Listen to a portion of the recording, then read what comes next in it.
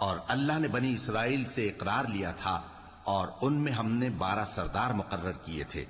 اور اللہ نے فرمایا کہ میں تمہارے ساتھ ہوں اگر تم نماز پڑھتے اور زکوٰۃ دیتے رہو گے اور میرے پیغمبروں پر ایمان رکھو گے اور ان کی مدد کرتے رہو گے اور اللہ کو قرض حسن دو گے تو میں تم سے تمہارے گناہ دور کر دوں گا اور تم کو بہشتوں میں داخل کروں گا جن کے نیچے نہریں بہ رہی ہیں۔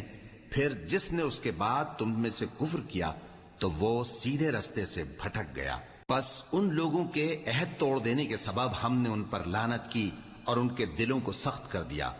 یہ لوگ کلمات کتاب کو اپنے مقامات سے بدل دیتے ہیں اور جن باتوں کی ان کو نصیحت کی گئی تھی ان کا بھی ایک حصہ فراموش کر بیٹھے،